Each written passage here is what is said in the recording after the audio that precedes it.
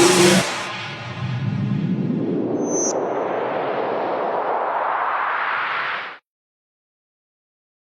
जय श्री राम में आपका स्वागत है। कैसे हैं आप सभी। आज हम देखने वाले हैं भीमा। एक गांव का शिव मंदिर कई सालों से बंद पड़ा हुआ था, लेकिन उस मंदिर के अंदर कुछ खतरनाक कर्मकांड चल रहे थे।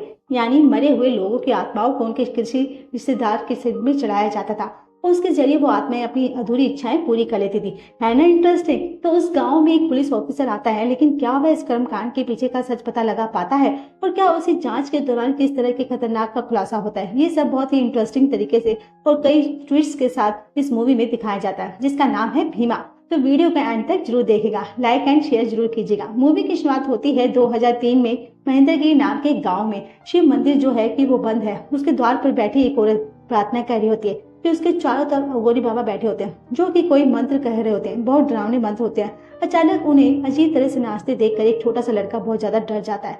तब वहां पर बैठे बुजुर्ग उस लड़के को मंदिर की कहानी सुनाते हैं और कहते हैं कि वो महाविष्णु का छठा अवतार है परशुराम। उसने अपनी ताकत से अधर्म को मिटाकर पृथ्वी का 21 बार चक्कर लगाया और महर्षि कश्यप को पृथ्वी दान में दे दी।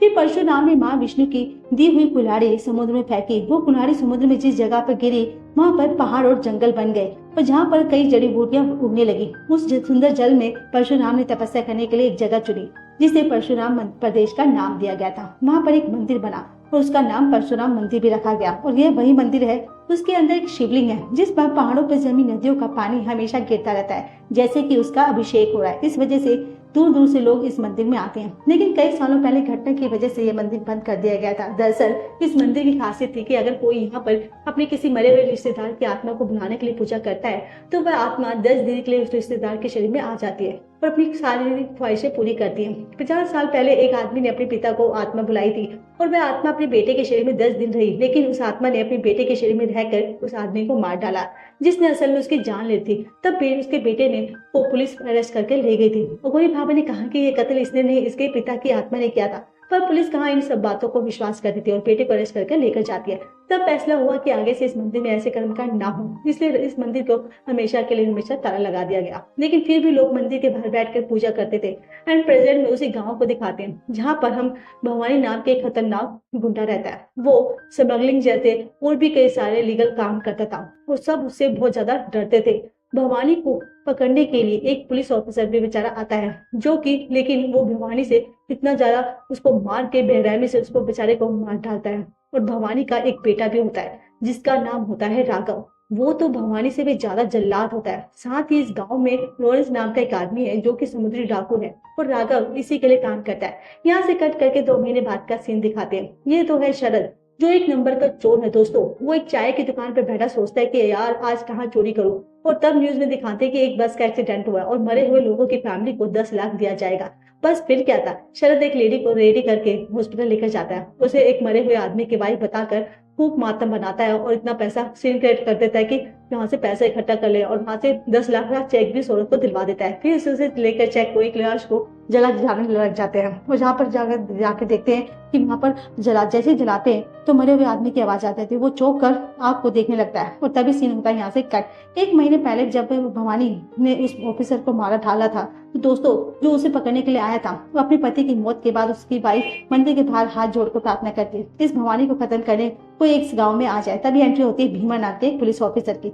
वो एक बैल पर बैठकर सीधे भवानी के घर चला जाता है। वहाँ राघव नहीं होता उस समय, लेकिन भीमा तो अपनी हीरोपंती दिखाने कर भवानी के सारे आदमियों को पीट कर मार डालता है और अरेस्ट करने के लिए जाता है। लेकिन फिर रुक जाता है, क्योंकि अगर उसने भवानी को अरेस्ट कर लिया तो उसके पीछे और कौन कौन है उसका पता नहीं रख पाएगा। ऊपर से भीमा अभी भी ट्रांसफर होकर यहाँ पर आया है और अगर इसको अरेस्ट कर लिया तो भीमा को कहीं और ट्रांसफर मिल जाएगा। तो वो नहीं चाहता था कि भवानी को 1 महीने का टाइम देता है और कहता है कि जितने भी तुम्हारे इलीगल काम धंधे हैं ना, सब बंद कर दो, नहीं तो तुम जानते हो कि तुम्हारा क्या हाल कर दूंगा। तो पूरे गांव में इस नए ऑफिसर का डंका बजने लग जाता है। इससे बढ़कर कोई और है ही भी नहीं। एक्चुअली इसने वो करके भी दिखा दिया था, जो पहले कभी किसी ऑफिसर ने नहीं किया होता। इतना ही नहीं, वो एक और नई बात करता है गाँव वालों से। कहता है कि अगर आपकी कोई चीज चोरी हो जाए तो सीधे पुलिस स्टेशन आकर कंप्लेंट कीजिए, उस चीज की जितनी भी कीमत होगी वह हम पुलिस वाले आपको दे देंगे। ये सुनकर पुलिस वाले तो क्या लोग भी चौंक जाते हैं। तभी एक आदमी का पर्स चोरी होता है, उसमें 10,000 थे। आकर कंप्लेंट करता है कि सर मेरा पर्स खो गया, उसमें 10,000 थे। भीमा भी अपने वादे के अनुसार उसको 10,000 निकाल कर उसको दे देता है। बाकी पुलिस वाले कहते सर ऐसे कैसे चलेगा, किसी को मुफ्त में पैसे क्यों दे रहे हो। तब भीमा उनको समझाता है कि देखो अरे जिस तरह तुम परेशान हो रहे हो ना, उसी तरह आम लोगों भी होते होंगे, अपनी कंप्लेंट लेकर पुलिस स्टेशन आते हैं और तुम लोग हो उनकी कोई भी चीज ढूंढने के बजाय उन्हें एकदम से कंगाल कर देते हो। अगर तुम चाहते हो कि लोग तुम पर भरोसा करें, तुम पर विश्वास करें, तुम्हारी इज्जत करें, तो तुम्हें भी लोगों को इज्जत देनी होगी, उनकी कंप्लेंट पर एक्शन लेना होगा, वरना किसी तरह से लेने के देने पड़ जाएंगे। अब पुलिस वाले डर जाते हैं कि यार ये कौन सा आ गया, ये तो हमारे साथ पॉकेट खाली करके ही छोड़ेगा, इसलिए बाहर चोर के केस को सीरियसली लेते हैं और चारों को अरेस्ट भी कर लेते हैं और पुलिस धीरे धीरे चोरी को सारी चीजों को लुटा भी देते हैं। इसी बीच वहां पर होती प्रिया नाम की एक लड़की को देखते हैं जो कहती कि मुझे इस गांव का सबसे खतरनाक गुंडा चाहिए। भीमा पूछता है गुंडा क्या करे, तुम पुलिस स्टेशन में आई हो, यहाँ पर गुंडा कैसे मिलेगा। तो वो बोलती है कि मुझे एक आदमी टीज करता है, मुझे टॉर्चर करता है, मुझसे प्यार करो। पुलिस वाले तो एक्शन लेते नहीं है, इसलिए मैंने सोचा कि गुंडे को ही हायर कर लेती हूँ, तो कम से कम वो कुछ तो करेगा। अरे फिर वो कहता है अरे मैं ऐसे गुंडे को तो नहीं जानता, मैं खुद ही एक गुंडा हूँ और पुलिस इंस्पेक्टर तो मैं ऐसे ही बन गया, तुम फिक्र मत करो, तुम्हें जो टॉर्चर कर रहा है उसको मैं टॉर्चर करूंगा। ये कहकर वो उस आदमी को सच में वो खूब पीटने लग जाता है। भीमा को पहली नजर में उस लड़की से प्यार हो गया था। दोस्तों फिर वो मंदिर जाता है और दरवाजे को बंद करके वो बड़ा हैरान होता है क्योंकि एक अघोरी बाबा उसके सर पर हाथ रख के कहता है इस मंदिर का इतिहास तुम ही बदलने वाले हो। फिर भीमा स्टेशन आ जाता है जहाँ वह उस आदमी को खूब टॉर्चर करता है जिसने प्रिया को परेशान किया था। एज यूजुअल हीरोइन हीरो से इम्प्रेस हो जाती है और दोनों का रोमांस शुरू हो जाता है। फिर प्रिया एक वैद्य की बेटी होती है। दरअसल प्रिया का कोई नहीं है, लेकिन उसने बचपन में वैद्य जी ने प्रिया को गोद ले लिया था और वैसे जड़ी बूटियों से कई रोगों को भी ठीक करते थे और उनको एक ऐसा पौधा लाकर देता है जैसे कि कोई जानलेवा बीमारियों का इलाज हो सकता था। ऐसे उसे पाकर वैद्य जी बहुत खुश हो जाते हैं। दरअसल वैद्य जी बड़े दरिया दिल इंसान होते हैं, वो सबकी भलाई चाहते हैं, हमेशा लोग उनकी बड़ी इज्जत भी करते थे। और जब उनको पता चलता है कि भीमा और प्रिया एक दूसरे को चाहते हैं तो भीमा से कहते हैं कि इस गाँव को तुम्हारी बहुत जरूरत है बेटा, तुम बढ़िया काम कर रहे हो, मेरी बेटी को हमेशा खुश रखना। और भीमा को इन्फॉर्मेशन मिलती है कि भवानी एक ट्रक में कुछ स्मगलर करके लेके जा रहा है। एंड वक्त वो ट्रैक्टर को पकड़ लेता है और तभी उसको एक शॉकिंग बात पता चलती है। दरअसल उस ट्रैक्टर के अंदर एक्सीडेंट जो हो गया था, वो जब भीमा का उसका ट्रैक्टर खोलता है तो उसमें बहुत सारे बच्चे होते हैं। तो क्या भवानी बच्चों का स्मगलर करता था? हे भगवान, लेकिन क्यों भीमा इसका पता लगाना चाहता था? कैसे भी करके इतने में भवानी के आदमी उन बच्चों को लेने आ जाते हैं, लेकिन भीमा अकेले ही उन सबका कीमा बना देता है और साथ ही उन बच्चों को बचा भी लेता है। इतने में समुद्री डाकू वहां पर आ जाते हैं। भीमा तुरंत अपने कांस्टेबल से कहकर बच्चों को वहां से भिजवा देता है प्रिया के घर और उसके बाद गुंडे एक इंजेक्शन लगाते हैं जिससे भीमा बेहोश हो जाता है और उसको कट करके रामा नाम के एक आदमी को दिखाते हैं जो कि एक मंदिर में पुजारी है, बहुत ही साधु इंसान है और जरा थोड़ा डरपोक भी है। वो बचपन से पवित्रा नाम की एक लड़की को चाहता है, लेकिन उससे कभी बात नहीं करने की हिम्मत हुई। कभी कभी रामा स्कूल जाकर बच्चों को पढ़ाता था। वैसे पवित्रा तो उसको बहुत डांटती भी है कि बचपन से लेकर तुम देख रही हो, तुम मुझसे प्यार करते हो लेकिन तुम कुछ कहते भी नहीं हो। मेरे घर वाले किसी और कोई लड़का देके शादी कर देंगे, फिर तुम रहना हाथ में धरे बैठे जब कोई लेके चला जाएगा। मुझे अब उसके दाने को सुनकर रामा और डर जाती है। तो उसके बाद उस डर का कारण है उसका जुआ भाई। भीमा बचपन में ही भीमा जुआ खेलता था, उसमें बहुत सारे पैसे जीतता था, लेकिन उस पुलिस वाले उसके बजाय रामा को पकड़ लेते थे और उसकी पिटाई भी होती थी। ये बात जानकर उसके पिता पुलिस स्टेशन आ जाते हैं और बताते हैं कि देखिए ये काम रामा ने नई भीमा करता है। बिना सोचे समझे आप लोगों ने बेचारे रामा को पीट दिया, लेकिन इतने में अपना भीमा स्टेशन आकर पुलिस की छीन कर पुलिस वाले को शूट करने चाहता है कि मेरे भाई को मारने की तुम्हारी हिम्मत कैसे हो। और उसकी हरकतों से तंग आकर उसने पिताजी को उसकी पूरी तरह से अपने परिवार से अलग कर दिया था। पर भीमा थोड़ा मतलब अच्छा था, वो अपने पिता और भाई की बहुत रिस्पेक्ट करता था, वैसे प्यार भी बहुत करता था बहुत। और दोस्तों फिर वो पुलिस स्टेशन में ही भला भरा था। वहाँ का पुलिस ऑफिसर सर उसे कई सारी बातें सिखाता था, उसकी वजह से भीमा पुलिस ऑफिसर बना। और प्रेजेंट में दिखाते हैं तो गांव के कुछ मछुआरे भीमा को समुद्र से बचा लेते हैं। वो कहते हैं कि आपने हमारे लिए जो किया है उनके लिए तो हम आपके लिए तो जान भी देने को तैयार है। ये दोस्तों एक फ्लैशबैक दिखाया जाता है। एक्चुअली 12 साल पहले दिखाते कि रामा और पवित्रा एक जगह पर बैठकर बातें कर रहे होते हैं। पवित्रा के पिता को इनका रिश्ता मंजूर नहीं होता और रामा को बहुत मारा भी जाता है, उसे पवित्रा से बिल्कुल अलग कर दिया जाता है। जब भीमा को इस बात का पता लगाना था तो उसे बहुत गुस्सा आ गया था। उसने मंदिर में पवित्रा के पिता पर सीधे हमले कर दिया था। पवित्रा के पिता ने कहा कि इसकी वजह से मैं अपनी बेटी की शादी कभी नहीं रामा से करवाऊंगा। ये देखो कितना खतरनाक है। जब रामा जो हमेशा शांत रहता था, अब उसे अपने भाई भीमा पर बहुत ज्यादा गुस्सा आ जाता है कि तुम्हारी वजह से मुझे पवित्रा कभी नहीं मिलेगी। आइंदा अगर मेरी आंखों के सामने आए तो मैं तुम्हें जान से मार दूंगा, इतना सारे इल्जाम तुम्हारे सर पर लगेगा। अब होता यह है कि भीमा अपने भाई को बहुत चाहता था, इसलिए उसे हमेशा प्रोटेक्ट करने की कोशिश करता रहता था। जब खुद राम ने खुद उसको नहीं समझा तो वो बेचारा टूट जाता है। और प्रेजेंट में दिखाते हैं कि भीमा प्रिया के घर जाता है, जहाँ पर वैद्य जी देखते हैं कि भीमा की गर्दन पर एक जहरीली सुई के निशान है, लेकिन समुद्र के किनारे पानी की वजह से वो जहर कमजोर पड़ गया था और इसलिए वह बच गया था। अब जिन बच्चों को भीमा ने रेस्क्यू किया था वह सभी को पकड़ देखकर बहुत खुश हो जाता है। दूसरी ओर एक आदमी मंदिर के आगे बैठकर पूजा कर रहा होता है। ये कौन है? एक ट्विस्ट है।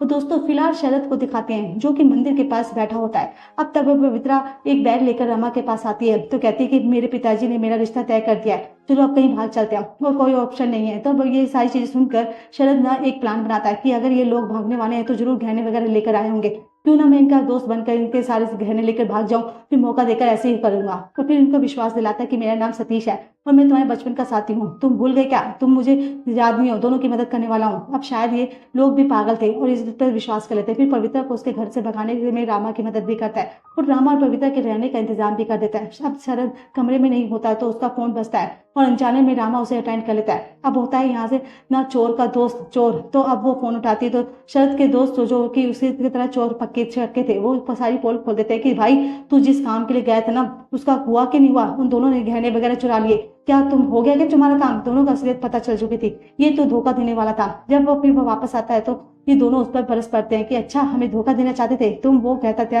नहीं नहीं यार, आज तक मैंने पैसों के लिए चोरी करता रहा, लेकिन आज मैंने दो प्यार करने वालों को मिलाने के लिए ये सब कुछ किया है। पवित्रा पूछती है क्या तुम्हें हमारा प्यार इतना सच्चा लगा? तो वो कहता नहीं नहीं, मैं तो तुम दोनों की बात नहीं कर रहा, मैं तो रामा और भीमा के प्यार की बात कर रहा हूँ। मैं इन दोनों भाइयों को एक करने के लिए आया हूँ। ये सुनकर ये दोनों चौंक जाते हैं। यह कहानी जाती है 1 महीने पहले के टाइम पर। उस वक्त भीमा को समुद्री डाकू लॉरेंस के बारे में पता चलता है और ये भी भवानी का बेटा राघव उसी के साथ मिला हुआ होता है। इतना ही नहीं, भीमा को ये भी पता चलता है कि भवानी किसी और के लिए बच्चों को किडनैप करता है। तब से भीमा परेशान हो जाता है कि वो आदमी है कौन जो भवानी को पैसे देकर इतना घिनौना काम करवा रहा है और बच्चों को वो किडनैपिंग करवा क्यों रहा है। आखिर वो एक दिन भीमा प्रिया के साथ समुद्र तट पर बैठा रहता बातें कर रहा होता है, तभी वो देखती है कि एक आदमी कुछ जड़ी बूटियां लेकर जा रहा है। तो प्रिया के पूछने पर वो आदमी बताता है कि वैद्य जी ने मंगवाया है तो उन्हीं के लिए वो लेकर जा रहा हूँ। ये सुनकर प्रिया हैरान हो जाती है क्योंकि उसके पिता यानी वैद्य जी सिर्फ दिन में ही लोगों की मदद करते थे, रात को तो वो किसी से भी नहीं मिलते थे। अब प्रिया उसको आदमी पर शक होता है और वो उसका पीछा करने लग जाती है और तब वो दूर से दृश्य देखती है तो वो उसको हिला कर रख देती है। उस बंद शिव मंदिर के पीछे एक खतरनाक काम चल रहा होता है। वो देखती है कि कई बच्चों को वहां पर लाया जाता है और उन पर तरह तरह के मेडिसिन टेस्ट किए जाते थे। उससे भी बड़ा शौक तब लगता है जब उसे पता चलता है कि ये टेस्ट करने वाला कोई और नहीं बल्कि उसके पिता वैद्य जी है। दरअसल वैद्य संजीवनी नाम की एक दवा बनाने की कोशिश कर रहा है जिसे अगर मृत शरीर पर इंजेक्ट किया जाता है तो वह इंसान जिंदा हो सकता था। और उसने अपनी दवा का टेस्ट करने के लिए वो बच्चों को उठा लेता था और उसकी जान भी लेकर इन पर दवा का टेस्ट करता था। दरअसल वह चाहता था कि मरे हुए लोगों को अगर वो अपनी जड़ी बूटी से जिंदा कर पाया तो भगवान बन जाएगा। प्रिया की आंखों के सामने एक लड़के पर उस दवा का टेस्ट किया जाता है लेकिन टेस्ट फेल हो जाता है। वहां पर भी कई और बच्चे मरे पड़े होते हैं। ये सब देखकर प्रिया कांप उठती है। वो जिसे अपना पिता समझ रही थी वह भवानी से भी ज्यादा जल्लाद निकला।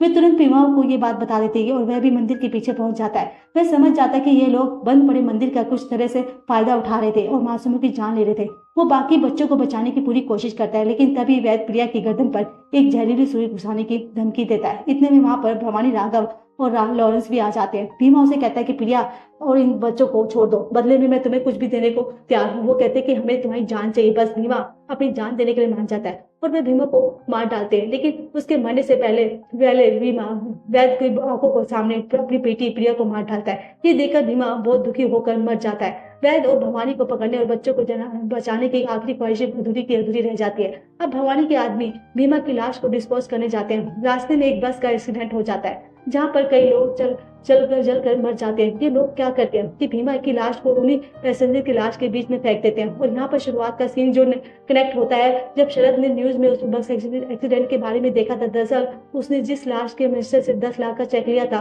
वो भीमा की लाश थी और जब वो उस लाश को जलाने लगा तो भीमा की आत्मा उसके सामने आई। उसी ने शरद को अपने भाई रामा के बारे में बताया था और कहा था कि तुम रामा को बता दो कि उसके भाई की मौत कैसे और किसकी वजह से हुई। तो प्रेजेंट में दिखाते हैं कि शरद रामा से कहता है कि तुम्हारा भाई तुमसे सच में बहुत प्यार करता था, मरने के बाद भी उसकी आत्मा ने तुम्हारा भला ही सोचा।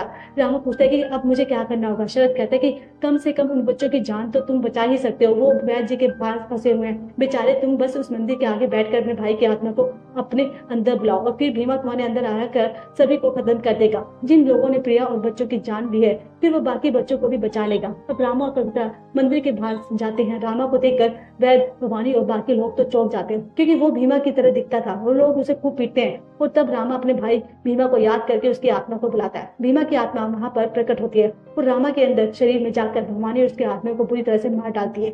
वो वैद्य को भी मारने वाला होता है लेकिन वैद्य झाड़ फूक वगैरह कर जानता था, इसलिए अपनी शक्ति से वो रामा के शरीर से भीमा की आत्मा को निकाल देता है। फिर वो रामा को पीटने लग जाता है लेकिन रामा खुद ही हिम्मत जुटाकर सभी को मारने लगता है। तभी भीमा की आत्मा फिर से उसके शरीर में आ जाती है और भवानी और उसके आदमी को ही नहीं वैद्य को भी मार डालती है और उसकी ही बदौलत ये मंदिर जो कई सालों से बंद पड़ा था वो खुल जाता है। अपनी आखिरी इच्छा पूरी करने की वजह से